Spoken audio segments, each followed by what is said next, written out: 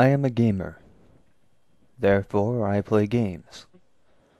Lots and lots of games. I play lots of good games. I play lots of bad games. And sometimes, either can awaken parts of me I never knew existed. Parts that ultimately make me who I really am.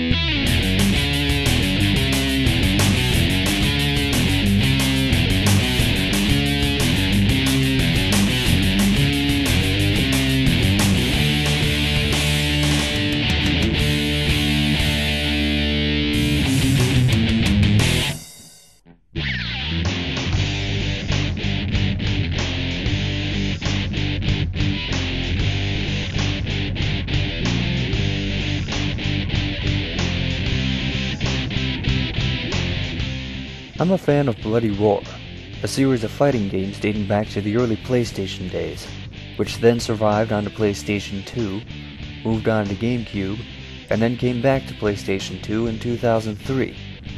Came back with a title that, frankly, I don't remember all that well. Even the box itself was confusing. The characters on the front appeared to be every fighting game stereotype rolled into one. But I didn't really think much of it at the time, and I put it in anyway.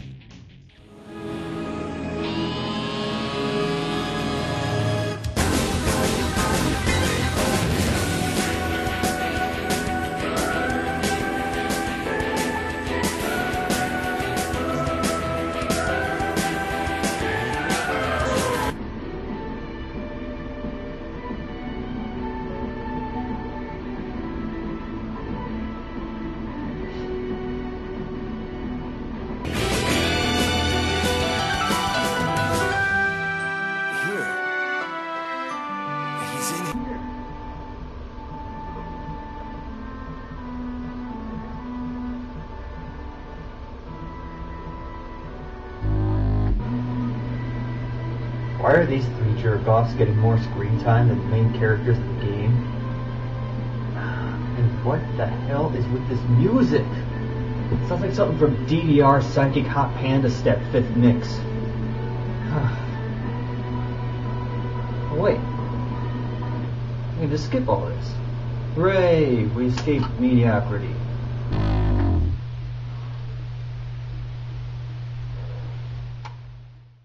Going by the main menu, there appeared to be plenty of different modes of play. I mean, just look at this. Arcade mode, time attack, the obligatory versus, training, sparring, survival, combattle, career. Alright, how many of these am I actually going to play longer than 2 minutes? You might play 2 or 3, at most. You see, time attack is just arcade with the timer, sparring is just training with knockouts, and survival is, well, survival. You don't actually gain anything from playing any of them. I doubt you'll find anyone to play versus mode with you, and combattle is basically for when you're bored, so that leaves career in arcade mode. You know what, just for now, let's go ahead and go through arcade mode. Now, fans of the series will pick up right away that the 3 new characters are selectable from the start, while 2 long-time characters in the series, Long and Sheena, have been forced to be hidden characters. They'll also pick up on the fact that the character models are exactly the same as Primal Fury, as are most of the costumes with a few badly designed exceptions. So, who do we play through as? Crap. Let's just pick Hugo for now. Trust me, there's a very good reason for that. My favorite character's actually Sheena. You know, bit of a case of the man face, but she makes up for it with the bazooms, you know what I mean? And by the way, those 3 generic-looking characters I mentioned before, they're overpowered as shit. You know what, Hudson? Put me in a Bloody Roar game, alright? You can't screw this up any more than you already have, so you have nothing to lose.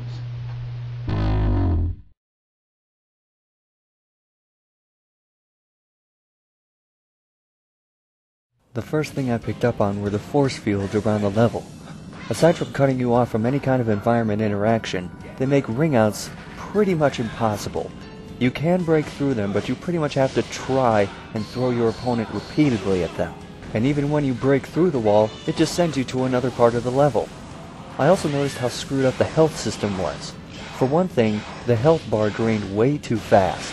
and the beast form has its own independent health system, completely ruining any strategy there was in the game. Allow me to elaborate on that.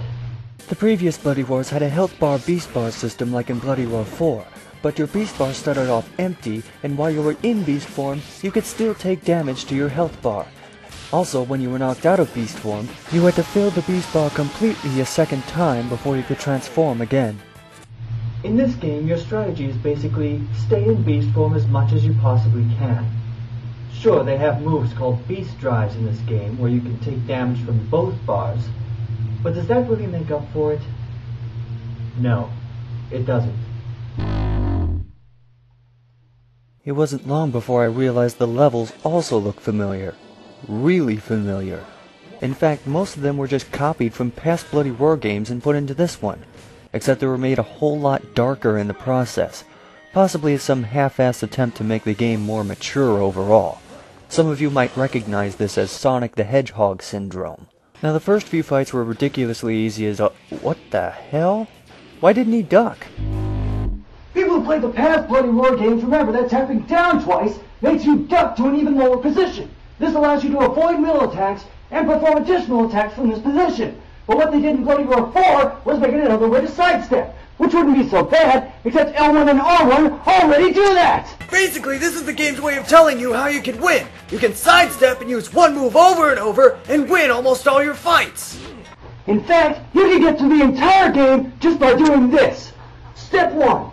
Back up at the beginning of the fight. Get ready, fight. Step 2. Wait for the enemy to start running at you.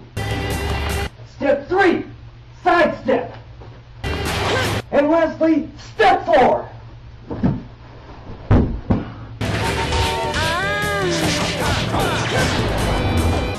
The moves for the fighters hadn't changed much either, although it wasn't like Dragon Ball Z Budokai where you were going to see everyone doing the exact same combo.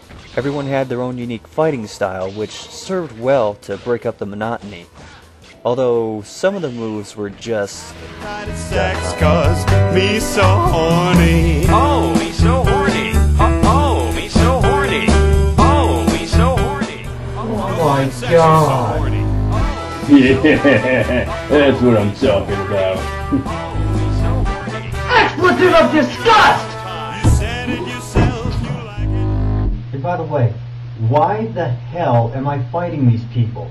There was nothing in the introduction that gave me any clue. There was nothing before arcade mode. I realize most fighting games don't emphasize story, but come on! In theory, the instruction booklet would help in this situation, but in theory, so would gasoline and a lighter.